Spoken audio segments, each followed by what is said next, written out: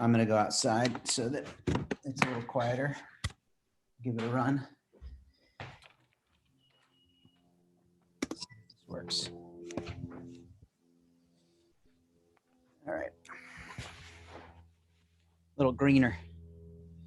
Nice. Yeah.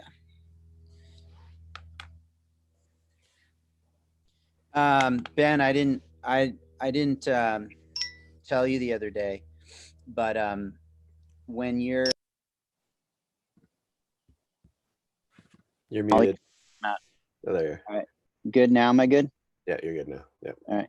Originally, when the Denali film came out, that you did, it messed me up so bad. So bad. I mean, I was just bawling. Like bawling. And I the other day I was like, man, I guess I should watch it again. I'm like, but do I want to watch it again? You know, it's like I had to get myself ready for the emotional impact of it. It got me again. God, I love that thing. It's so good. Jeff was one of the first like 4 people in the world to see that, actually. Really? Yeah, I remember we were in I think it was me, you, Ben, and James Joyner. We're all in a hotel room, and you're like, "Hey, check this out!" And we were kind of having a good time, laughing and stuff. And you're like, "Check out this film!" And all of a sudden, we're all just sitting around, teary-eyed, like almost crying. Like it was. Well, we probably were crying. Like it was crazy. Yeah, I didn't want to look at you guys because I was like, I just didn't know what anybody else would think. And I turned around, you're just like, yeah. It was weird. When I watched it, my dog came over and sat right next to me and was just sitting there, totally vibing on. Like I was just, wow. I was so emotional. Yeah. So, all right. Well, it looks like cool. we're apparently live. So. It says we're streaming, so we'll make a run of it, and I'll do a little intro of you guys, and we'll just dive in. So, all right, so this is the formal start, and we've got about an hour or so, and we'll see where it goes. So, all right. So first of all, for those of you joining, thanks for everybody joining. My name is Seth Epstein. I'm the founder of Los York. We're a creative hybrid agency, and we collaborated with Jeff and Ben and with Rivian, Larry on the film that we'll be discussing today called The Lucky Ones. For those of you guys who haven't seen it, I'll put a link in the chat here, but you can go onto Rivian's site or Jeff Johnson's Vimeo site, but the URL is stories.rivian.com/The Lucky Ones. And kind of metaphorically, we're lucky to have Jeff and Ben and Larry from Rivian with us. And I'll introduce you guys in a second, but thank you guys for being here. Thank you. Yeah. So we'll start with Larry. So you're the creative director of Rivian. As hopefully everybody in the world knows, you know, Rivian makes electric trucks and SUVs and some other things in the future, I'm sure. And the mission is to keep the world adventurous forever. And Larry, you're a hybrid creative as well, designer, a skateboarder, photographer, problem solver, and a creative director. And you know, I think it's your love of storytelling that brought this whole Lucky Ones to life. And so I'm excited to hear about the collaboration today. So welcome, Larry. Thank you. All right, cool. Ben.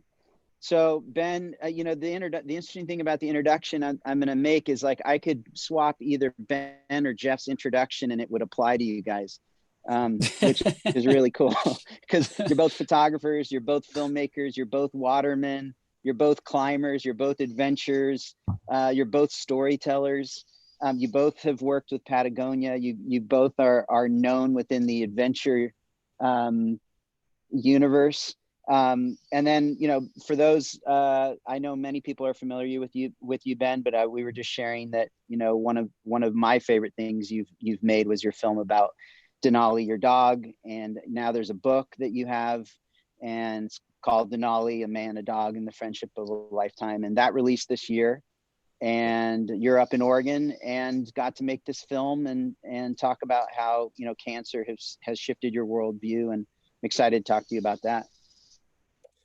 Thank you. Yeah. I guess that's why Jeff and I are friends. Yeah, Yeah. well, you guys are Well, basically like twins, well, but nobody. I used to have blonde hair too when I No had way. hair. Yeah, the blonde hair thing is. I think Ben's got you on that one by a Yeah. little Oh bit. yeah. In spades for sure. Um, so then we have Jeff. You know, you're a photographer, you're a director, you're a waterman, you're a climber, you're an adventurer, you're a storyteller. You know, you're in Hawaii right now. And you know, you also have been working with Patagonia for a long time and numerous other brands. And most people would probably know you, I'm guessing, from 180 South, the movie, the adventure movie. And you also just did I guess adventure documentary would be a better way to describe it. And then Way High Kick Turn, the book you just came out with, is absolutely beautiful. It's kind of a Thanks. photo essay study of skateboarding, and you've spent 10 years gathering all these photographs. And for those of you guys who are watching who haven't seen or read or bought the book Way High Kick Turn, I'm shamelessly promoting it because it is absolutely gorgeous. And then you and Ben have been friends for a long time, for over 15 years, and that's where this whole thing came about, resulting in the film The Lucky Ones. And so, you know, it's a 7-minute documentary profile of Ben and your friends Daniel and Anna and Michael. And so, you know, why don't we start at the beginning? Jeff, tell me about the phone call from Larry, and how did this whole thing start? But yeah, it was a phone call from Larry, and you know, it's when you get these calls, you got a bunch of feelers out immediately, like, what is this all about? Who are these people? You know, how does it fit in with what I can do? And you know, you're always kind of just fielding it right off the bat. And I knew a little bit about Rivian, the car company, previously, and it was just like talking to Larry was like talking to a kindred spirit. You know, we come from similar backgrounds. He's a skater. He's a photographer, storyteller. You know, I was surprised that he was a designer because his role at Rivian's a creative director. But he's a man that wears many hats, and I can really relate to that. I think a lot of us on this call wear many hats. So it was just like talking to an old friend, you know, and you know, Rivian's basically a small company doing big things, and working with them, you know, right off the bat, it felt like a small company, and that I was just talking to a couple brothers, you know, a couple bros. But yeah, I think we clicked right off the bat, and especially the task at hand was really, you know, kind of a no-brainer, you know, something that I was just completely honored to be tapped to do, to try to tell the story. And you know, it was, from all the jobs I've had in the past, it was one of the special ones, you know. It's like, wow, I get to do this. This is amazing, you know. So sorry, Seth, I think you're. Yeah, I'm on mute. Oh, So Larry, there tell me about the first phone call. Like, what do you recall the first phone call? Like, why did you choose Jeff? And do you recall the first conversation you had with Jeff? What did you say to him? Like, what did you sort of set forth as the challenge? Well, I mean, it kind of, it goes back to Ben first, you know, and an introduction to Ben and meeting Ben and actually back in, I'll take it back just a step further. Like in 2016, when Rivian was still really unknown, and we were like collecting imagery to kind of motivate the team and excite people and define what it could look and feel like. You know, you end up collecting lots of things from the internet, right? And just kind of stealing things. And sometimes you don't even pay attention to where they're coming from. You're just grabbing things that kind of inspire you. And I had both pulled from buckets that were Jeff's and Ben's. And I didn't realize that, one, they knew each other. I didn't realize, you know, the connection that they had prior, the companies that they'd worked for. I wasn't really paying attention to some of that stuff. And then ultimately, like you, I was inspired by Ben's film back in, I think, what is it, 2015 now. And I'd seen the film as well, and just kind of, you know, stored it back in my head and liked it on Vimeo, and it just kind of sat there on my little like list. And ultimately, I ended up reaching out to Ben, you know, which we'll probably go into a little bit later. But in doing so, that connected me to a whole host of other people. And Jeff had been in that whole space at the same time as well. And, you know, Jeff's imagery and also seeing 180 South in probably 2010 or 11 also kind of like stuck with me. These were two important moments. And as we spoke about, at with our small team about, motivating people to get outside and creating a connection with the outdoor world around them, there's a couple images and a couple individuals that just kind of stuck. So I knew I wanted to work with Jeff for a while. It was just a matter of when and what was a right opportunity to do it. And when you're a new company and you've hardly even told your story, it's hard to tell other people's stories and how you layer that in and when's the right time. And after starting to work with Ben for a little while and getting to know Ben and spending a little bit more time with him, we wanted to tell Ben's story and work with Ben as well. And that's when I reached out to Jeff, because, then I understood that there's more of a connection there, and finding somebody who not only visually has told stories that I really resonate with, but also has a personal connection seemed really interesting to me to go that route. So I think, these two gentlemen have some shared, shared partners and all that stuff and people they work with. So I reached out to them and quickly made a phone call over to Jeff, and with all these individuals and a lot of these people that you've looked up to and admired their work for a long time, they're almost always really down to earth, and especially in the outdoor space. That might not be everywhere and every photographer or director in the world, but in the outdoor world, these are just great people to work with. So, this, as with Jeff, I felt really at home with him, and we share a lot of the same interests, and even in style of photography, things of that nature. And that was just made it really easy, and kind of kicked it off. And we ended up meeting at Outdoor Retailer that year to talk about it a little bit deeper, and then really get this ball moving. So cool. So Ben, let's turn it to you. You're the glue of this whole thing. Bringing Jeff and Rivian and this story together in a really soulful way. There's a lot of places we could start, but let's start maybe with how you and Jeff connected in the first place and have stayed connected. I think I first really became aware of Jeff when I was going through my cancer battle back in 2004 when I had colorectal cancer. It was around that time, or just a little bit before, I was really close with Metolius Climbing there in Bend, and that's kind of where my career had started, along with Patagonia. And so I'd seen some of the photos Jeff had taken on Brooke Sandal's Lightroom table, or on his light box back in when that was the way images were shared, slides. And I remember seeing some photos he had taken on the North Shore of the climbing there, and also Hidetake Suzuki, an old legendary climber and now kite surfer, who had just a home wall. I think it was that a year, it was a climbing wall in our garage. Yeah, I remember. I remember grabbing a skateboard from behind there once. Anyway, I saw those photos, and then Jeff told me, or Brooke told me, hey, this guy Jeff, he's friends with the Malloys. He lives with them on the North Shore. He's getting into climbing, and I was Thicker Than Water had been a hugely influential film for me, both music wise, and that was Jack Johnson and Chris Malloy's film, and Moonshine Conspiracy, Woodshed Films, now Farm League, and all that stuff. Brushfire Records all came from that, and we were all listening to Jack's music, like all the bootleg stuff before that came out too, and so there was so many just things coming together. And then Jeff, I had a benefit auction, and Jeff donated. I talked to Chris Malloy, and they donated a whole bunch of the Woodshed films like Shelter, and which became one of my favorites as well, and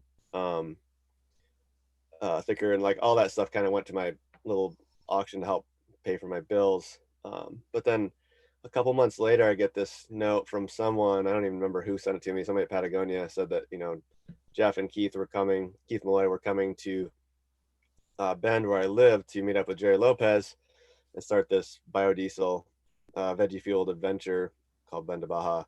And I was in the middle of my first few rounds of chemo and just getting absolutely destroyed by it. And just meeting Jeff and Keith was this just injection of positivity that I needed right then. And I was just so excited to meet kind of some of my heroes that it really helped me get through that time. And we all camped and climbed at Smith Rock, and just really had a great time together. And ironically, that was Jeff's first photo assignment, and I was so excited to be with those guys that I was like getting in all of Jeff's shots, and like I was just kind of like getting away all the time because I just was like so amped that I just lost all my social skills. And but we had a lot of fun. And you know, then that was literally the moment where we were transitioning from film to digital. It was that month, that shoot, like, and I think that month I like shot some photos of Jerry that were my first. I think there's a photo of Jerry from above in his shop that that same week or whatever that was. Oh, I remember that shot. But that was a digital shot?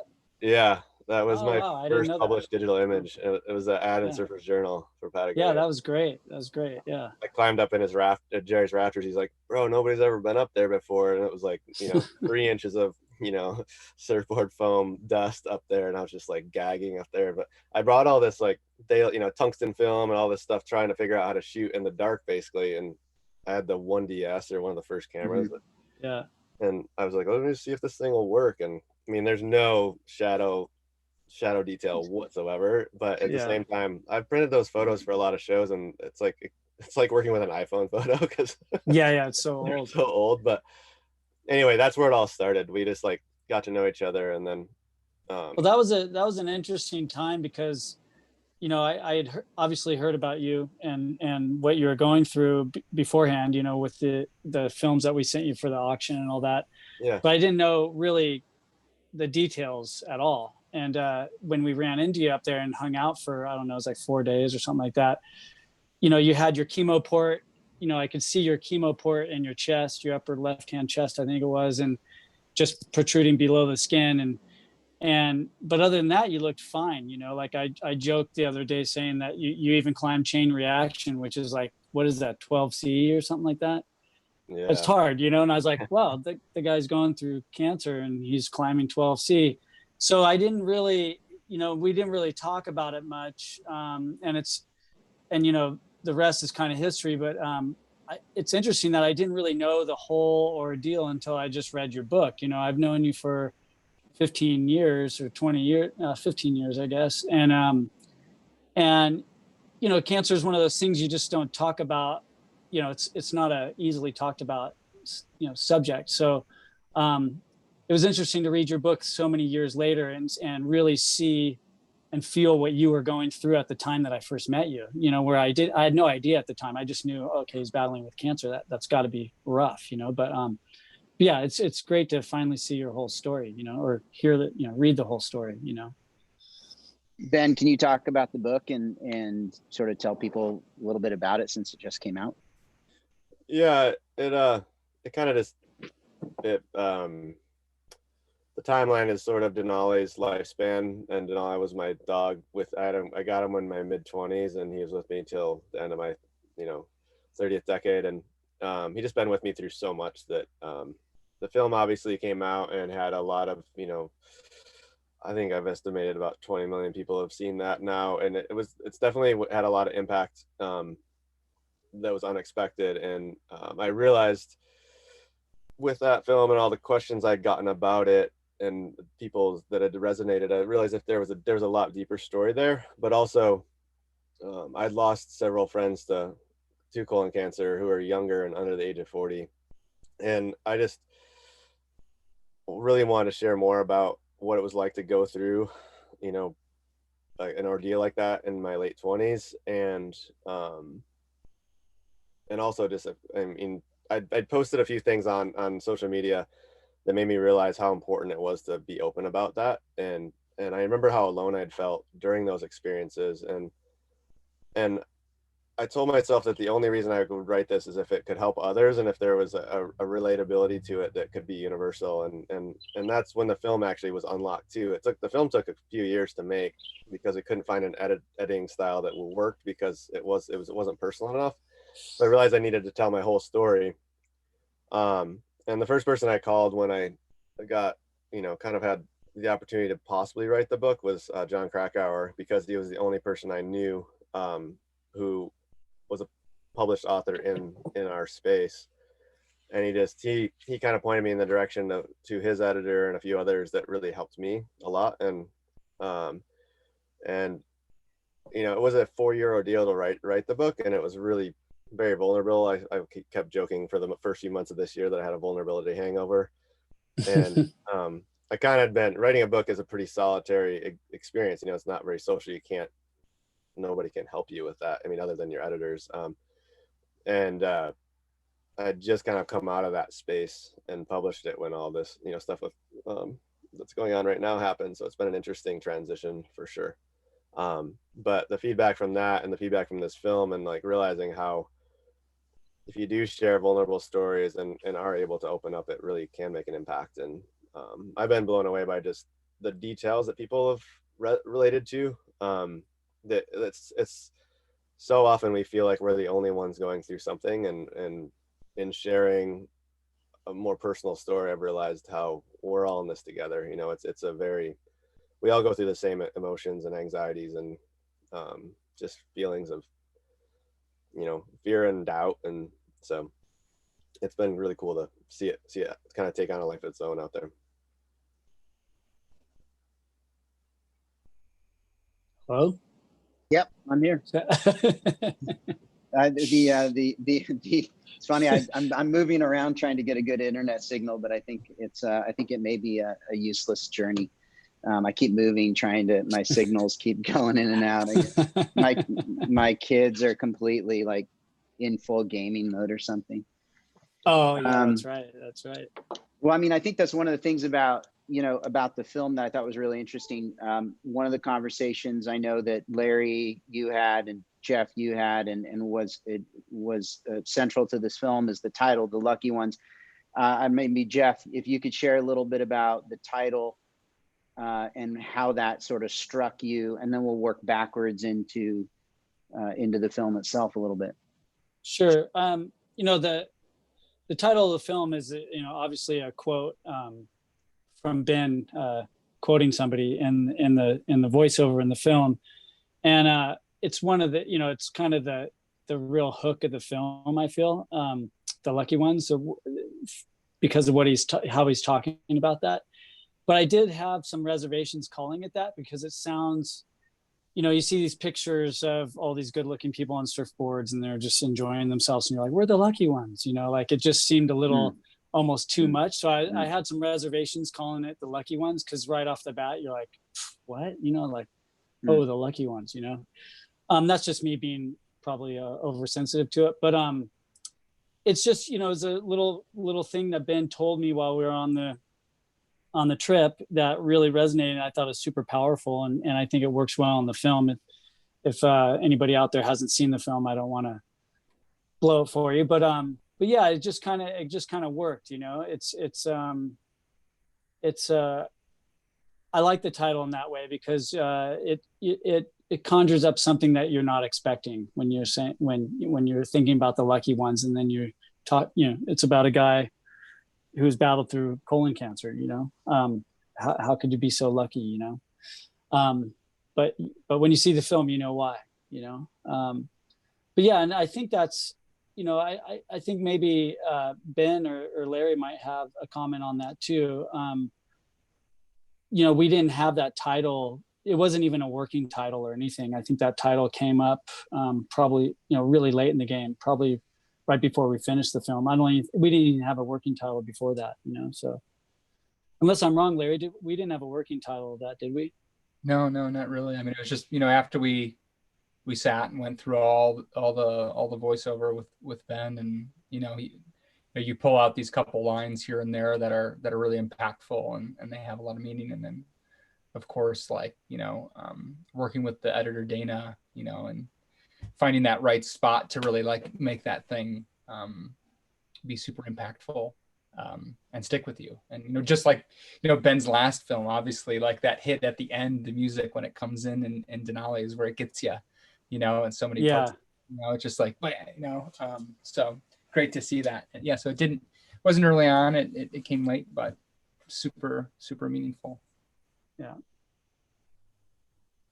So Ben, for you, one of the things I thought was really interesting about the film, and we don't know each other in terms of as of hanging out, but I think I've gotten to know you through the film a bit, and the one thing that was really powerful, and I think is powerful about both your book and the film, was the sensibility to cancer and how you share it. And so if you want to talk about, or maybe Jeff, you want to talk about kind of what your decision was in the film itself, and striking that balance of telling the story and the sensitivity around it. And I know I think you have a name, and I'm I don't know if that's getting a little too, if I'm going somewhere I shouldn't go, but it's totally fine. Yeah. Yeah, I mean, I named my front butt a long time ago. I have a colostomy bag, for those you don't know. And getting that sort of surgery at age 29, when I was kind of at the prime of my, whatever that's when you're kind of the most fit and as a man. And so it was an interesting thing to experience and go through, and emotionally it was very, very challenging. And on a shoot a couple of years later, because I can't always control my gas, even though it's filtered, one of my friends jokingly named it Earl, because we're on a photo shoot in the Joshua Tree, and it was all quiet and really peaceful, and every time I'd lean in to take a photo of a model, it would just be like, it's not like just this weird like stomach groaning sound. And so it's like somebody's like, oh, shut up, Earl, and I was like, oh my goodness, that's the best name ever. And so when Jeff and Larry and first kind of were discussing the film, and Jeff had the idea of like, we all pack for a road trip, and what if I kind of showed my process of I have to pack my initially, I think the idea was for me to like get all my stuff loaded, and like have to pack my colostomy supplies, it's probably the most important thing I pack now, because I need those appliances with me all the time. And it's, when he first brought that up, I wasn't sure, because of various photographers and filmmakers have tried in the past to shoot that experience, and it just never quite translates visually. And so I was a little hesitant, just not sure if it was going to work. And Larry and I decided, I was like, okay, if it works, it works, and if it doesn't, then we'll just cut it. But I was really stoked how Jeff handled it. And then my friend was a DP on this. Keenan Newman. We've known each other since we met actually at the 180 South premiere in Santa Barbara, when he was Britt, the Malloy's cousin, Britt Caluette's cousin, who's a director for Farm League. And he was like, I don't know, 24, 25 then. He was super young. And but Britt and I connected through our shared cancer history, and I met Keenan then, and then we ended up working together on several projects all over the globe, and then taking a 10-day road trip, or no, 10-day, like it's like a 5 or 6 week road trip through Norway.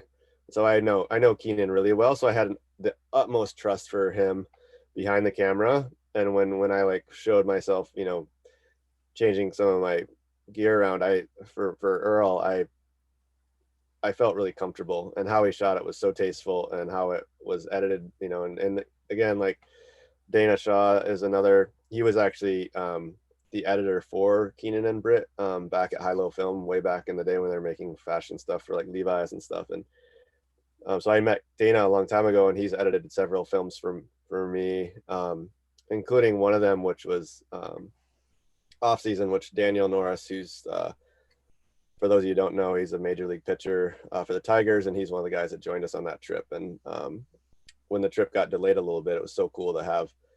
He was really, really excited to be able to join. And I know Jeff's one of his heroes in photography. Actually, when Daniel and I first met, it was over Instagram too. He's like, "You're one of my favorite photographers, along with Jeff Johnson." Like, and so it was like, that was the first thing he ever said to me. And so it's just the circular serendipity of all of this is kind of wild, And but anyway, how Dana was able to edit it tastefully, and he cared so much about the edit. So I think it's, for me, it's like in a creative space, it's when you're telling a personal story, you have to trust the people you're working with. And it just, when we made Denali, it was one of my dear friends too. And so it was like, there's a sensitivity there, and a patience, and ability to kind of like roll with it. And it affects every level of the production, you know, when you're choosing people to come on the trip, when you're kind of, you know, just putting together the crew, it really, I mean, I've been doing this almost 20 years now, and it's like everything I've done feels so much better if you're working with friends and people that feel like family. And, you know, it was that way with Patagonia for a long time. And, you know, Jane Sievert, who Jeff worked with, was the lead photo editor for 32 years. And, you know, she's a big reason I have a career. And, you know, when Larry first reached out from Rivian, it was also on Instagram, and I thought that Rivian was too good to be true. But Larry was from Michigan, and, you know, he kind of just told me he's, you know, a little bit of a backstory who he was. And but when I first, you know, met everyone at Rivian and that whole crew, it felt more like family. Like I was blown away by how a tech company that had been around for, you know, a decade, behind the scenes had such a caring vibe. And I realized it was because RJ, the CEO, or the founder, he just is that sort of individual. He's a genius, but he's an empathetic genius. And the people that he's surrounded himself with, and, you know, and Larry's brought in, and like just the care that has been taken of who works there it's amazing. And so all I'm really trying to say is like, it's better when work can be fun and feel like family, and you can have that trust. And so, yeah. Well, yeah, yeah, go ahead, Jeff. Well, you know, right when this job came up, you know, that was one of my first thoughts with shooting Ben, was his colostomy bag. You know, that's a huge part of Ben's daily existence, is that bag, you know, and it's not something you see all the time. You know, if you see Ben right now, I mean, he's doing what he's doing, but you don't know what he has to deal with on a day-to-day basis, which is totally routine for him now. It's been, you know, 15 years or so. But I knew that was a big part of his life, and being a survivor, that's what he's got to do every day is pack, you know, when he leaves on a trip, that's one of his essentials, is packing his colostomy bag. And I also knew it was a sensitive subject, you know, so that was the first thing I talked to Ben about. I got on the phone and I just said, hey, what do you think about shooting this? You know, because it could be, if you don't do it right, it could look really lame or really just kind of tasteless or whatever. But, you know, we talked a lot about it, and the way I wanted to shoot it is so it wasn't overt. It wasn't like, whoa, check out his colostomy bag. Is more like like you're a bystander. You just happen to like just kind of see it, you know. And that was the goal, anyways. And I didn't want to overdo it, but I wanted to show people this is what Ben does every day, you know, and but not be too overbearing, you know. And, you know, he trusted us to do it, and like Ben said, it's we've had such a great team on this. It's kind of a dream team, you know, with Keenan Newman and Dana Shaw as the editor. Everybody had so much care in this because they were vested, you know, we're all friends, you know, and so there's an extra pressure there to do this thing well and do it right. And when it came time to shoot it, we didn't even really prepare much. It was just, we were sitting there and Ben needed to change that bag, and we're like, okay, you know, here it goes. And I loved Keenan's eye, and it was just this real kind of I don't even know how, there's a name for it, but the way it feels when you see it, it's just, I just like how, when I was looking at the monitor, I was just like, this looks great. You know, I think Ben's going to be stoked on this. And, you know, he knew, I mean, obviously if it doesn't look good, we can always cut it. We didn't have to use it, you know, but it looked great. And I think that's just such an important part. It's not like, woe is me, this is so rough. It's like, no, this is just part of Ben's reality, you know, let's move on, you know? Yeah, and I think you guys brought up something that's really interesting, Ben, around, and it was one of the questions somebody sent in was, so, you know, Ben, you're a super discerning guy. Jeff, I know you on a personal level, you're super discerning who you associate with, who you surround yourself with, the authenticity, and so when you're working with the brand, you know, a lot of people wonder, like, how do you make branded content? How much freedom did Rivian give you? How collaborative are they? Because the way Rivian approaches it, from everything, Larry, that you've shared, is very different than a normal car company would approach things. And so to have Ben and Jeff be singing your praise, to me is a pretty big compliment, because you know, they're just discerning dudes. And so can you talk a little bit about, Larry, or it could be Jeff or Ben, but just, you know, how is it working? How do you as a brand approach it differently so that it's not sort of a brand exploiting exploiting sort of an opportunity? Well, I mean, for us, it has a lot to do with obviously the partners that we work with and the trust and the partners that we you know, want to tell stories with. Obviously, with Ben's case, like I've built a personal relationship with Ben over the last couple of years, as well as RJ and our team, and I've gotten to know, you know, some of the challenges that Ben faces, and I've been with him frequently when he's had to deal with those issues, you know, whether it's, you know, changing and all that stuff, you know, on shoots and the things that we've done in the past. So in my admiration for Ben and the work that he's done wasn't just about the photography, but it was also the challenge that he faced and his ability to keep an active lifestyle amongst that. And like those things resonate with a lot of us here. And as Ben had mentioned in the piece, you know, there's a lot of challenges that different people face, and we just might not ever see them. I have a type 1 diabetic daughter, and she's 4. It's like shots are in my everyday. So it's like I resonate with some of those things and some of those challenges. And it's important for me to let those stories speak just as much as the work that they do. So for us to approach any of these things with as a pretty hands-off approach is super important, but also finding what the right balance is. I mean, yeah, the last thing that we want to do is appropriate Ben's struggles or challenges and somehow connect him to us. But I support Ben and his story and all of that he's been through, and how that's shaped and defined who he is, and how his everyday looks like today. So for us, it's a matter of making sure that we work with people who tell stories that we already love, and like you're already halfway there, you know, when you enjoy the work of the people that you set out to work with, and then to yeah, we're not plastering logos and doing gratuitous shots and stuff. We just want to kind of help and support it and be a part of it and help bring it to life. And hopefully, you know, through the people we select and the stories that we tell, we kind of just give a little glimpse of who we are. Like there's no overt message for us, and that's not the intent. And I hope that's not the intent for the future for us.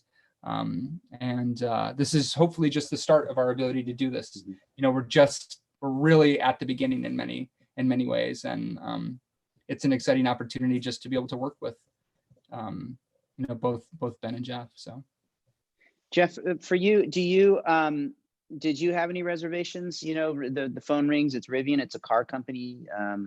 You know, when you think car company, you think sort of big behemoth, but from everything that Larry shared and Ben has shared and we've talked about, it's, you know, the Rivian is just a bunch of guys.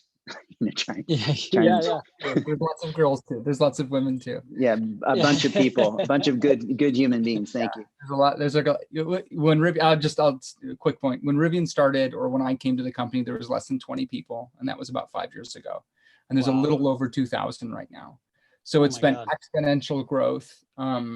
So we baby it, you know, at every step, because it's taken a tremendous amount of work to get to where we are. So we're, you know, it's strange, you know, to bring in people into the organization or to let them tell your story. And it's so nuanced, and even to define us as a car company, I think is like, there's so much more that we're working on, and hopefully in the future, people won't think of us that way. But there's a lot to be done still. But yeah, we're so cautious about it. So to bring somebody in and have them tell our story, it's like, we have to, you know, we're you know, like, you know, a parent like letting their kid go off on their, you know, their first solo bike ride or something like that. We're so cautious, but it's because there's so much care, and it's also as Ben mentioned, it's a lot of really, really hardworking people trying to bring this thing to life. So cool. Well, and yeah, to answer your question, Seth, I didn't really have any reservations. You know, I knew a little bit about Rivian beforehand, and you know, any kind of electric vehicles, you know, I'm open ears to. I mean, it's just, that's the future, and it's kind of mind blowing that that our world is getting to this kind of late in the game. But yeah, I mean, there's no reservations at all. There might be a little bit if it was like Chrysler or Ford or something. My ears might perk up a little bit, kind of like with the sensor on a little bit. But for this, I was just totally open. I was fascinated by the company to begin with. So there's no reservations at all. And I know Larry says almost apologetically sometimes that he's, really hands-on and all this stuff. And he really is hands-on, but really collaborative. Like it was really refreshing to work with, like I said, it's a brand that's doing big, it's a small brand doing big things. And the collaboration was really easy and really open. There wasn't, a lot of people get stuck in what, they'll write they'll have all these documents that they got to stick to, and we're just sticking to this one line, and the whole, Larry and the whole crew there were just open to things changing and to things, going different directions. And of course he's going to be keeping the course with us, but he was really open to letting things just happen as they happen. And that's pretty rare, and when you have that kind of attitude, especially something like this, a lot of beauty is going to come of that. If you're so strict to what you want to do, it'll show. And I think the reason this thing turned out so well is because it was really collaborative and really relaxed and somewhat loose in a way, which is, I think, a great way to work. It's how it was kind of a dream job for me, because to work in that atmosphere is the best. One of the questions that came over the line was how much of it was planned and how much of it was, let's see, what does it say? How much was planned and how much was boarded out versus discovered on the shoot, and how much was like, how planned was this thing and how loose was it? Larry, you want to talk about that, or you want me to talk about it? Well, we knew we wanted to go somewhere in the Pacific Northwest, and we knew we wanted to go somewhere that allows us to, just see a couple different scenes. Obviously, like, one of the important things that we're always doing is trying to think about, how we capture, and, there's not been, these vehicles haven't been, like, they're not released yet, right? So there's a finite amount of them, and anytime we get them into a new landscape, it's pretty exciting for our teams. I mean, there's lots of people who are, again, as I said, working really hard to do that. So just to see them in a new landscape is pretty important. So we knew we wanted to get up there and do something. And Jeff had some experience, and I know, and Ben certainly had experience up in Tofino. So like that name came up really quickly. Like, oh, we should go to Tofino. We should go to Tofino. And as Jeff had mentioned, for me, I'm trying to get things always looser. I talk about like lowering production value, like, not from a cost standpoint, just from like we don't need camera cars. We don't need all that stuff. Like, let's strip it down. And actually it goes back to the images, or the trip Ben said he went on with Keenan, that 5-week trip. The images from that are some of the images that I had found that were published in Patagonia's catalog or whatever back at the time. Those images were like, showed a lived in feel, showed, the only kind of vibe you can get when you spend time with people for, an extended period. So that's all I wanted. Like, I don't care what we do, as long as we spend time together and we get away from the cars. And then so that was always a discussion. That's like, my rules for this. It's like, if we can get away from the car and just go up and have a great time and capture some of that, that was kind of scoping it out. And, I think Jeff had some experience up there before, so we had a little idea of the areas. And I think you have some friends that live up in the area, so like some knowledge of it. So it's just like, yeah, let's get up and see what happens. And, as with many things, like, you have an idea of where you're going and what you can do. And, we had to figure out, going surfing, via boat, a little bit beforehand, because you just don't show up at a marina and ask somebody to take you out to the break. So there was some of that was figured out, but it's pretty open, so. Yeah, and Ben, go ahead. No, Jeff, go ahead. that was really important to all of us. We, and whether, it's Ben or myself or Larry, everything we've ever done, if you have time and people are relaxed and having fun, it's going to show. And we didn't want, this to be bogged down with a high production level where you're just stuck to times and schedules and all this. And of course we were at some extent, we had things that we had to do, and, we had a shot list and all this stuff.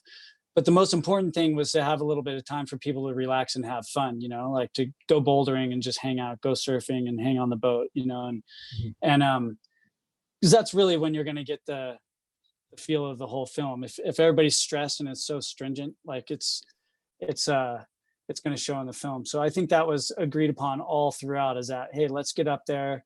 We have a shot list. We have, things that we need to do, but let's just hang out and have fun and see where it goes, and yeah, it was easy in a way. The most stress is, figuring out the water housing for the camera. Yeah. And like trying to get the green light to turn on, pumping it until the vacuum's right. So, yeah. And that is always a stress, with the water housing. And forever will be, as long as there's water. Yeah.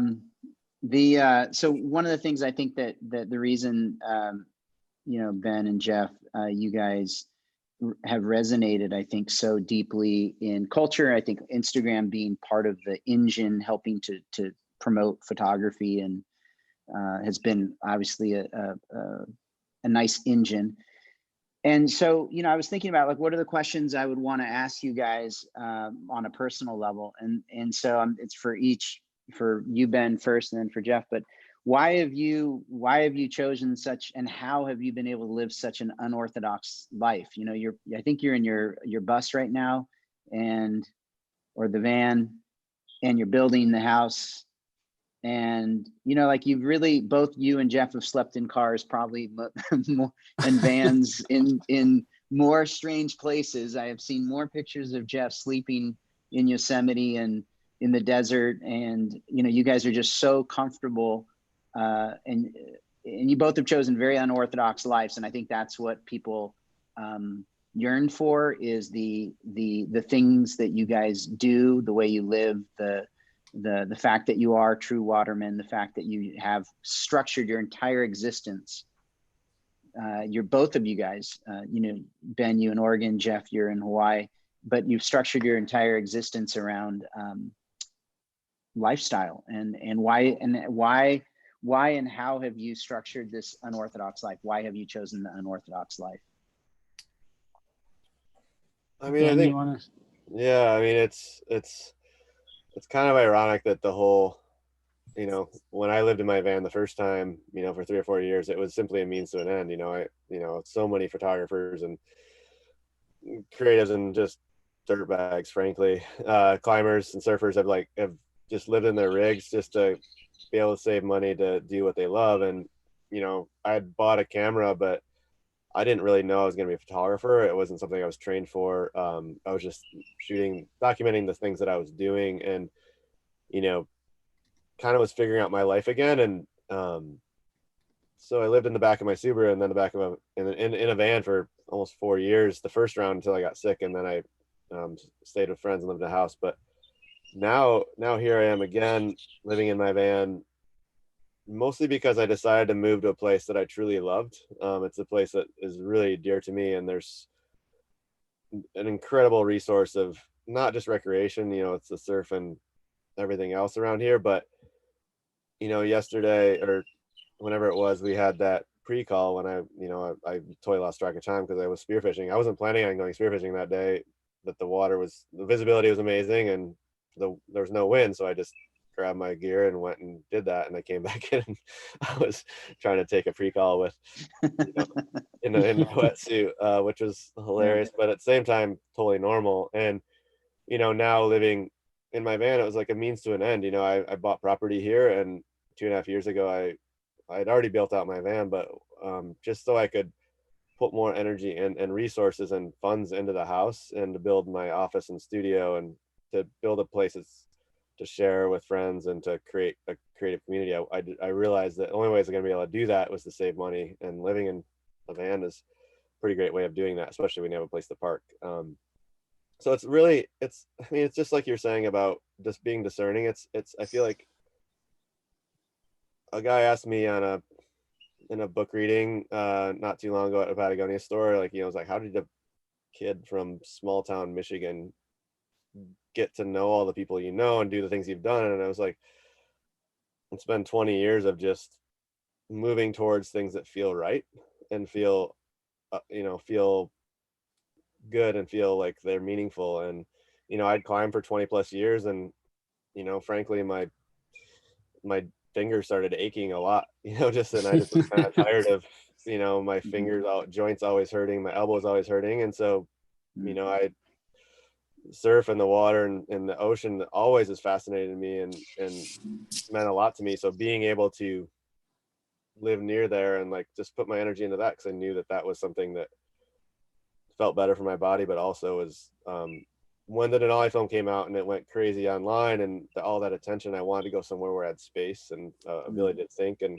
so there's something about being near an ocean, being at the beach, and I live right across the street now, and so just being able to like go stare at an open space is really helpful to just make everything make sense. And so it's kind of, some people I feel like curate their lives in a way that they think it's marketable, and I think everybody on this call just does it because it's what they feel drawn to, and it's not, it's just what feels right.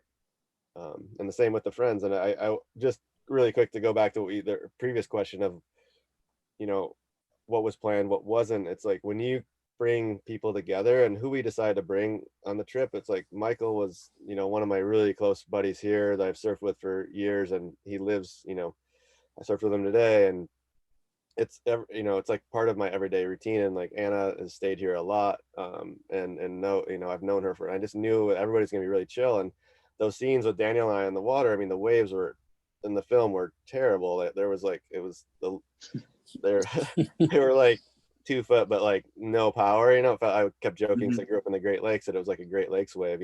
There was just, you could barely do anything, and so, but the stoke that Daniel had, because he was just so happy to be hanging out. And like he and I have had so many over the last 5 years that we know each other, like our favorite times are during the off season from baseball, when we can just hang out. And so if we're just sharing a mushy little wave, it really shows. And I think that when you create that vibe, it always comes out in a film. And that the scene with Michael playing guitar, that happened organically. And I remember feeling like all this like serendipity coming together when things were happening. And I remember in that film, that scene in Shelter, when Rob Machado was playing the guitar, and it just all of a sudden I had all these like flashbacks, and I was like, this is so cool. It was like, wasn't planned to have that little thing in there, but it just happened, And so I feel like for me personally, it's just moving towards what feels right. And when you surround yourself with good people, good things happen. Right on. Thanks. Jeff, what about you? I mean, I know you made a move this year, and we've chatted about it, but I'd love to hear what your thoughts are. Yeah, when you talk about unorthodox, I think being unorthodox, I don't think is anything anybody plans on or works towards. But having you asked that, I just got to think back. I think like as a kid, I was really bad. I was horrible in school, didn't do well. I barely graduated high school. I tried college and couldn't do it. I kind of had to go about things in life in an unorthodox way, because I didn't have kind of the typical background that most people might have. So I just kind of, by default, that's how I've had to do things, is in an unorthodox way. And then also a lot of my interests are kind of these fringe, or they used to be fringe sports that are pretty unorthodox. I got into skating when I was a kid, which in the 80s was totally unorthodox. It was like you get beat up for being a skater, and then got into surfing and climbing, and a lot of those so-called sports are kind of these fringe subcultures, they're just unorthodox to begin with. So I've always that's what I've surrounded myself with for forever. And becoming a photographer wasn't a business call or I didn't have a business plan. It wasn't something I chose because I thought it'd be a good career. I just loved photography, but more importantly, it was a lifestyle choice. When Ben and I started shooting, we probably got cameras around the same time. There weren't really people making good livings at shooting, climbing and surfing and traveling and all that stuff. It wasn't really even heard of. So neither of us got into it for the money, obviously. And even if there wasn't ever money, we'd still be into it. It was just things that we loved and we just followed our hearts. And I think, it's just a lifestyle choice. It's to shoot photographs it's going to keep us out doing what we love to do all the time. If we can do that for a job. I think Ben and I are probably blown away still that we are able to do this. We pinch ourselves all the time. We're just so thankful, but there was no plan. I doubt Ben had a plan either, yeah, it's just, like Ben says, you just go towards things you love and surround yourself with people that you respect and love, and good things will come your way. Right on. No, I think I could we're getting up on an hour here, but I was wondering, Larry, if you're I don't know if you're even able to do it, if to share your screen and people can see some of the photographs and maybe have these guys talk about some of the moments on the trip. I could maybe try to do it as well. Let me know if you can do it. But I think that there is a parallel. I think that it's probably why the relationship that you guys have, Jeff and Ben and Larry, and sort of the way you guys collaborate, just, I don't think a big car company could work the way you guys work and collaborate the way you guys collaborate and just go out and go out in nowhere and be like, all right, well, let's just go make this thing. Well, yeah. Well, that was a funny thing too. For this job, I was the director and also the shooter, shooting the photos. So I was directing and shooting, which made me a little bit nervous, because I was worried that I'd be able to do both well, so I think there's definitely more emphasis on the directing, but also shooting too. And when I kind of pull back a little bit and look at that, coming from Rivian, I'm like, that is so cool that they actually entrusted me to do that, and which was super fun, because going into it, I go, geez, I hope I know we're going to make a good film, but I hope I get some good photos too, because the photos come second, really. And seeing what Larry's come up with, Larry and I share a love for Leica cameras, and Larry has his, I think he's got his Leica. Don't you have your grandfather's or your dad's Leica M4 or something, Larry? It wasn't in the family. The family I thought it was an old Konica. Okay, I got things mixed up. I have an old 50s, like a 1953 M3, and that's what I shot a bunch of things here with. And I always have something. I've been just capturing behind the scenes of Rivian since I started, just because it's been an interesting thing to kind of follow along.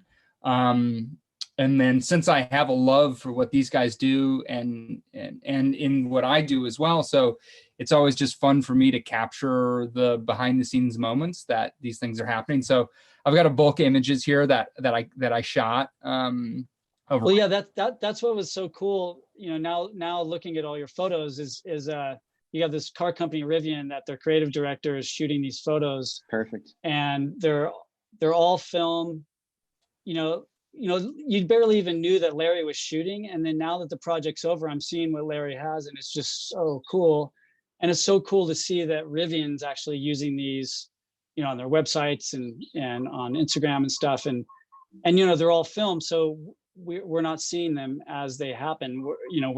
I'm seeing some of these for the first time right now, and just so cool to be utilizing all those, Do either Larry, Ben, or Jeff, do you guys want to talk about any particular photographs or moments in time or Yeah, sure. people I mean, I or a couple of them and then let Jeff or whatever take over.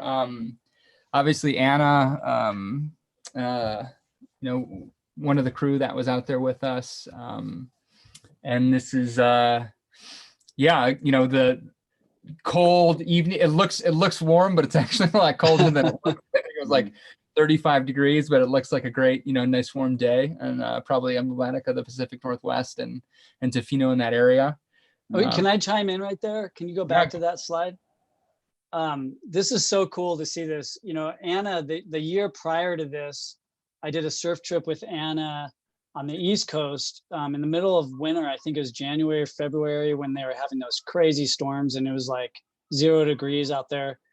And that was the first time for me surfing in snow. We were surfing in Maine and, you know, kind of that whole area, that whole coastline. And I think this is Anna's first time surfing in such cold weather. And it was so cold one day that the poor girl, she was actually crying because it was so damn cold. It was so cold it hurt, you know, like we were surfing in, you know, I think with wind chills like 5 degrees or 0 degrees or whatever. And now Anna's become this cold weather surfer. Like she's just thriving in these conditions. And so on this trip, it was like no problem, you know, but it was still freezing, you know. This is the crew heading out to Boulder. So I think that's, you know, Ben with the crash pad on his back and he looks like SpongeBob. But we were given some really great moody weather as the area can provide. This is Ben's new dog, or not that new, but Ben's dog Nori. A character on a number of our shoots, and Ben's always stoked when he gets to bring Nori. So you know, of course, so is the crew. Great shot with the rangefinder right there. That's a tough one. Yeah, that's at that same bouldering spot. Wow, yeah, it's beautiful, beautiful. Ben and I usually pointing cameras at each other. That's not a first that's happened. Just some little moment nice. Of Ben. Kind of crew. Yeah. So that I think, I don't know, that the opening shot, the rotating shot, and Jeff can probably talk a little bit about it, but they got that right here, and that was a challenge to get that shot to work. Yeah, I know, Jeff, that was a big one. We talked about that, and you want to talk a little bit about that shot? Because I know that was a really important idea you had. It's a shot I've always thought about. I used to, I still do every once in a while, but lay in the back of my truck or my van on the edge of a cliff and just lay on my back and watch the ocean upside down. And if you do that, it has such a crazy look to it because you're seeing upside down waves peel. So the ocean is actually the ceiling, and then it's just such an odd way to watch the ocean. And I always wanted to do that shot, and this felt like the perfect project to experiment with that. This is such a classic shot. But yeah, it was we did a lot of takes to get that thing right, you know, to get Ben rolling over and getting that perspective and stuff. I was excited to finally do that. Oh, these are awesome, Larry. I think this is a fresh. Was that a fresh board, Ben? Oh no, I just cleaned it. It just, you know, in the Northwest, your boards the wax gets so dirty from your wetsuit, and so I just scrubbed it, so it was freshly waxed. It's one of my favorite winter boards, but there weren't really enough waves to surf it here. Yeah, these are amazing, Larry. I haven't seen some of these actually. Oh, that's keep classic. them hidden. Keep some hidden. Yeah, Ben looked like he was going fishing. He didn't realize he was going surfing, but on dory boats here in the Northwest, like, you always wear waders because that's the only way to stay warm. And I actually, yeah, it actually worked because I stayed a lot warmer than everybody else initially. That's awesome. Right. Their little vessel, high pressure. Again, you can hardly see that there's waves out there. There was a couple, but you know, what's a surf trip without, you know, flat waves, and what's a ski trip without bad snow, you know? Mhm. So Oh, look at that. That's beautiful. there's Oh, some, whales. Yeah, we saw whales. That was so cool. yeah, it was wild. Heading back in the Ben portrait. Seeing some interesting characters show up. They knew about us. You know, it's still a pretty unknown thing, but this guy rolled on the other direction. It was pretty cool. Snap that. A lot of people asking about the truck. So funny. Did people know it was electric, or was it more of a like it's just different? You know, if you are like a car person and you're like, you know, Reed Jalopnik and kind of in the fringes of automotive, you know, like enthusiasm, like people know, right? But we're still really, really, really low awareness overall. I mean, we don't do any paid marketing, we don't do any advertising. So we're kind of letting people discover Rivian on their own, which is kind of, I think, interesting. We're not in a big rush, you know what I mean, to become you know, a household name for every single person in the world. It's not what's motivating us today. We want to focus on making a big impact first and foremost, but you know, we want to do that slowly and organically and authentic to who we are. And this was this is That's great. 40-year-old film. This was this roll expired 2 years after I was born, so I think it expired in Whoa. yeah. Wow, that's crazy. Yeah. Of course. And then I think this was doing a little scouting or something like that. Jeff was out there. And then that one beautiful. was same roll of that old film. You can see all the dust. I scan them in. So yeah, that's just a couple of them. There's plenty more. We don't have to go into all of them. So That's so beautiful. cool. It's beautiful. So what was Are yeah, go ahead. sorry, Larry, you're shooting all Kodak film there? It was no, there was Fuji in there too. There's Fuji and Okay. Kodak. Yeah. I saw that one photo on the Kodak Instagram site. They're digging it, you know. Yeah. So Ben, are you? I know, like, one of the things that Jeff and I have bonded over many times, seeing each other and just start talking, and then 2.5 hours later, our wives are like, "Break it up, break it up." Is usually cameras. So are you a gearhead at all? Like, do you get into Leicas or into old film, or is your photography much more of a like, just give me a tool, I just want to shoot kind of a thing? Or how would you describe your approach to photography? You know, I have like a Rolleiflex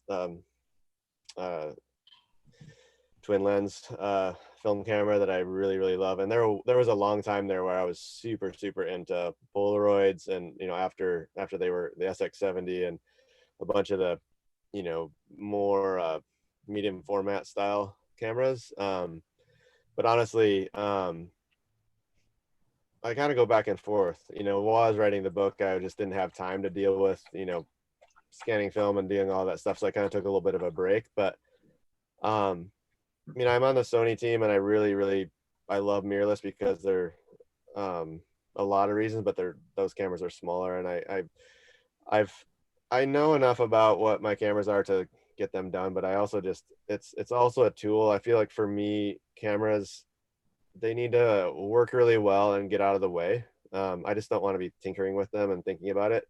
They need to be second nature and kind of an extension of you. So, I mean, like, I feel like now storytelling, you can do so much with even your phones. It's crazy. And so it's more just about how you document the world and how you capture it. And also how you edit your images and how you feel things, you know, how you share them and how you tell stories. And so it's the whole picture. So, but I tend to not, if somebody starts talking about f-stops, I just kind of walk away. I don't want to, I mean, if somebody asks me to review a lens and they want all the like charts and stuff, I just say no. I was like, I either like the feel of a lens or I don't, you know. It's like the lenses, I I'm drawn to, I don't necessarily always know. You know, it's like you the ones you keep pulling off the shelf are the ones that stick around. So There's been plenty of iconic photos in the world shot with really shitty cameras. Yeah, for sure. You know. And for me, it's just like like a designer, as an industrial designer, having something that you want to interact with is like the most important thing. So whether it's cheap or it's expensive or it has the best lens on it or the whatever, like just being motivated to pick it up and use it is like that's interesting to me. So like whatever it is, yeah. If you know, the best they used to, I feel, what do they say? The best camera to have is the one that you have with you, or something like that. And I think when you're actually motivated to pick it up and use it, it's awesome. And if it's complex and you don't like how the interaction is and it doesn't motivate you and you don't want to use it, then it's not really that valuable. And that's the only reason I like my old M3. It's like every time I touch it, I want to touch it. I love it. I love the feel of it. It's just like it makes you want to pull the shutter, or squeeze the shutter, and that's what's pretty cool. So and that could be a little a Yashica T4 or anything like that. There's just something that you just like, and it's not that great, but it's there. So yeah, it's all about what you're excited about. That was my first real camera, was the Yashica T4. And now Jeff shares a lot of T4 images, and it's amazing. I love seeing those come out. It's such a good camera. What about you, Jeff? Where are you landing on the spectrum of things these days? I mean, there's some lenses that there's some stuff I've seen, some pictures you've taken, and I can't figure out how the hell you do it. They just are so buttery, and then you'll say, "Oh, I did that with that obscure lens." Well, yeah, I mean, as you know, I'm a techie idiot. Like, just getting ready for this call was probably like a 3-hour problem for me, just getting Zoom going. So I'm horrible, so P.S. Leo sent me a message. Leo said, "How the hell did Jeff even make it on this call? He figured out Zoom?" Question mark. I remember Jeff, when the film to digital transition happened, and like I remember seeing you at your desk at Patagonia, just slamming your computer shut and being like, I'm going surfing, I don't care. So bummed. Well, I was kind of late. I was late to the digital. Like, I remember you and Corey Rich were kind of the first guys to switch to digital that I knew, and I was kind of late to the game. And finally, Jane Sievert, the photo editor at Patagonia, was like, "Jeff, you gotta start shooting digital." And I was so pissed. But yeah, so I'm a total idiot, but I just like really, I guess I am a gearhead when it comes to, just like Larry said, it's what the things that you're most excited about, and so that, there are some cameras that I get really excited about and I do geek out about, but I think I shoot, I think Ben used to shoot Canon, right? Long time ago. Like Ben and I think when we first started, we both started with Canons, and I shoot a lot of my work with Canon, but I also shoot a lot of Leica. And the Leica, to me, I think the reason that brand resonates so much with me is it's so simple. I like really, really simple things, and when I get a new Leica, there's a lot of other cameras that once I get in the box, I have to get on the phone and call people and ask them what menu does what, and it takes me a while. Whereas a Leica, I'm shooting it within 5 minutes because it's really simple. You just turn it on and start clicking away. So that's what I really like. But yeah, Seth, there are some things I do geek out on, and it's again, just like we said, there's been a lot of the most iconic photos in the world are shot with pretty shitty cameras. It's more about the content of your photo rather than the sharpness of the lens or whatever. But to your point, Larry, I really love beautifully designed things and things that are simple. So I do kind of geek out on that. And yeah, Seth, I think the lens you're talking about is the Noctilux f.95 lens or whatever that gets that buttery look. I'm still trying to get that thing wired. It's really hard, but every once in a while you get one. It's so shallow. But yeah, so I guess I am a gearhead. I'm just not a good tech head. One thing I really love is, like, I mean, I have a lot of people have the cameras that I shoot with, or various generations of them, but I have one lens. It's this old, it's one of the original mirrorless lenses that Sony made. It's little 55 1.8. It looks, That's a crazy lens. Zeiss optics on it, but it's literally one of the first ones they ever put out, and it's still my favorite lens to carry because it's perfectly balanced. I look like an amateur walking around with it because everybody has cameras like that. Yeah. But yet, you know, my photo editors at Patagonia have been like, I don't know what that lens is, but just keep sending photos because it just has this feel. And it's all about the personality of what your images feel like. But yeah, I can throw that, you know, that looks, it draws no attention to me whatsoever. And honestly, maybe it's my personality, but I don't like when a camera, like, everybody's like, whoa, what are you shooting? Like, and like people want to run up to you. And obviously if you have a 400 on your camera, you're going to get attention, but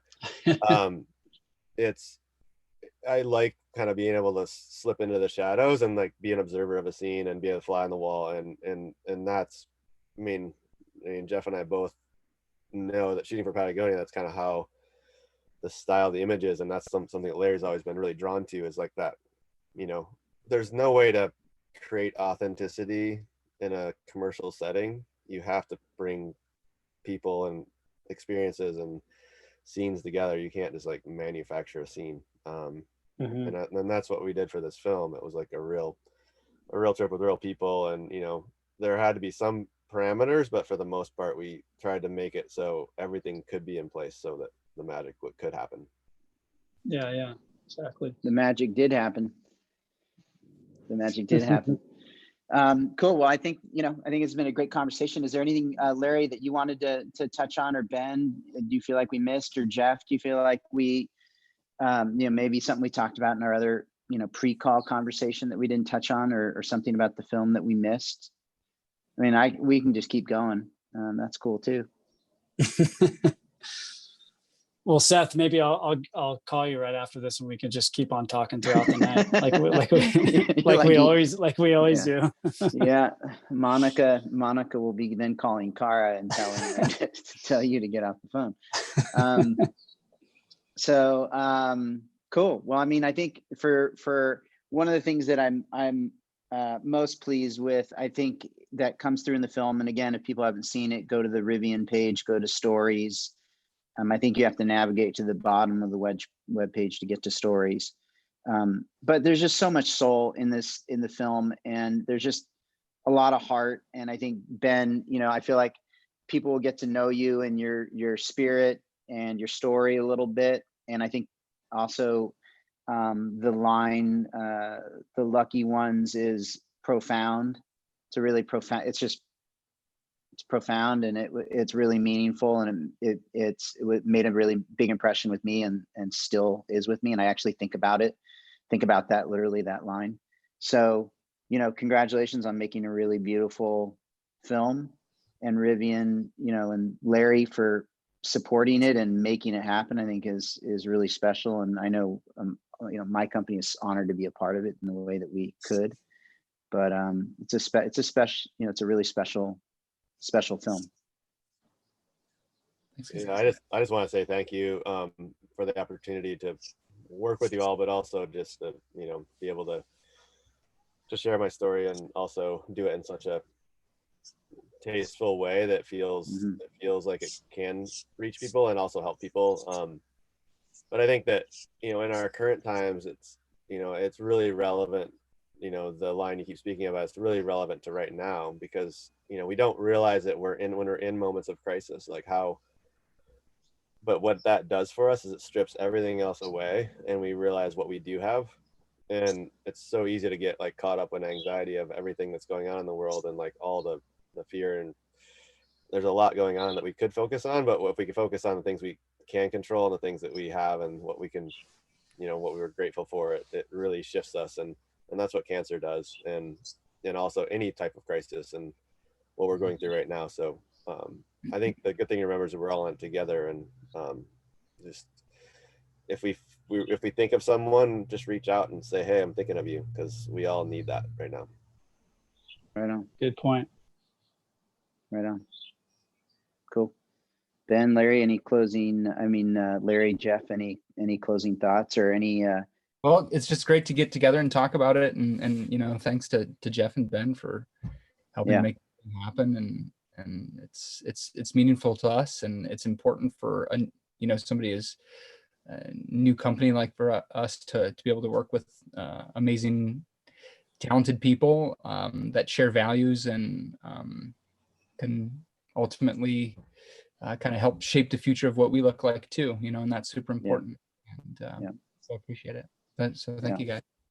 Yeah, and these projects they're such huge group efforts, and I don't want to go down a list of names here because I'll probably leave somebody out, but I just want to thank everybody that was involved in this. It goes way beyond us four right here. There's a lot of people behind the scenes that allowed that facilitated this whole film. So just want to thank everybody involved, and thanks for this opportunity. Yeah, and thanks for bringing that up. I mean, I think the whole team behind even just setting up this call, that was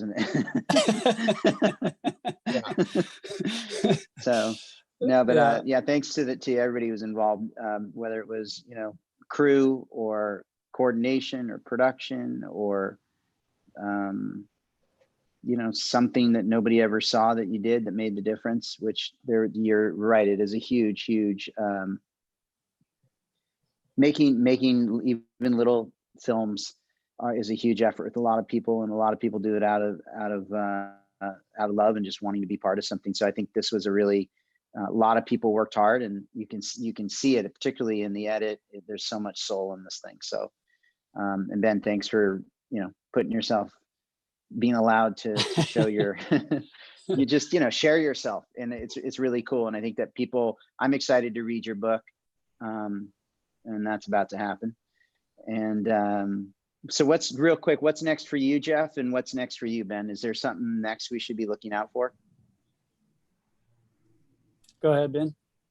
Well, I'm just excited that the book is finally out in the world. Right now I'm finishing my house, which is a big ordeal, but it's been interesting to have this downtime because a lot of projects have kind of been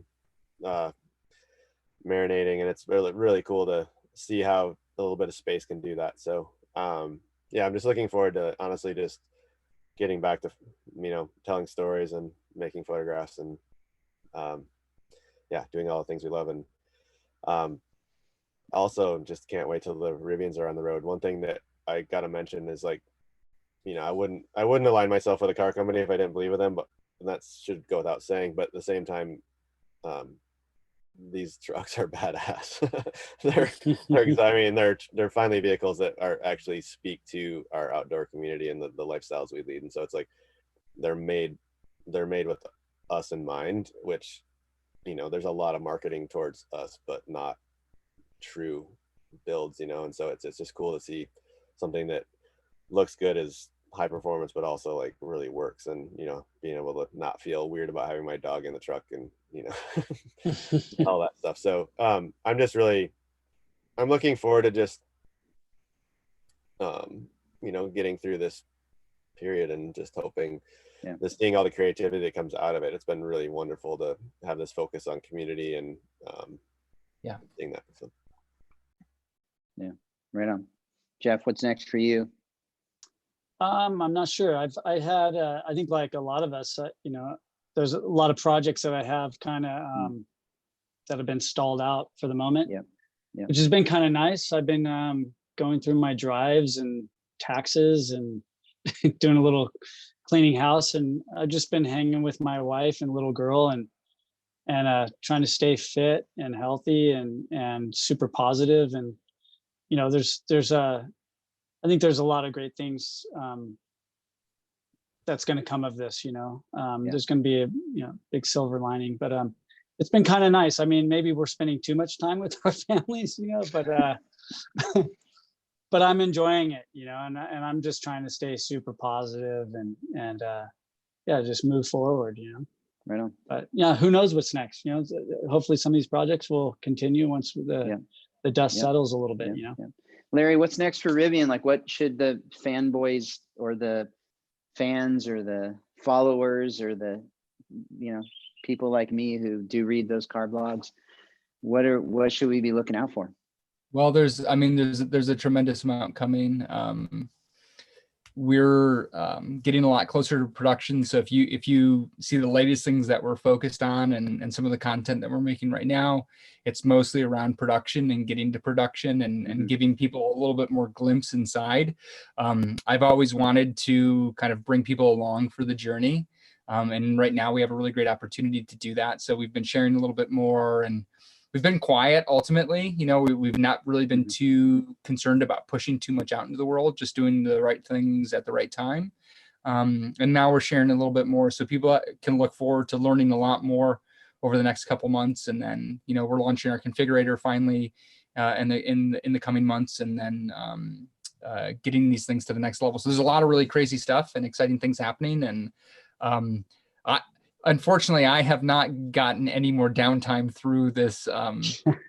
We're just working constantly, and you know, and the big challenge I think a lot of us have who have the luxury to work from home and the opportunity to work from home is that, you know, it's kind of disruptive now, like, you know, the kids running around and all that stuff, and trying to maintain this normal kind of work-life balance. Because right now, for me, it's just like all work. It's just constantly. So it's interesting, but a lot of good things coming. So excited forward. You know, Seth is frothing right now because he's on the pre-order list. Yeah, for sure. I don't know if you know that, but Seth is the ordered one. So yeah, I'm patient. Excited. I got time. It's all good. All right. Well, cool. Thanks, you guys. Really appreciate you making the time, all of you. And yeah, I really enjoyed it. And a big thanks to you, Ben, and big thanks to you, Larry, and big thanks to you, Jeff. Been on an awesome experience getting to have these conversations with you guys, and hopefully they'll continue. And, you know, we'll do some more stuff over time. Okay. Cool. Awesome, you guys. Thank you so much. Thank you, guys. Okay.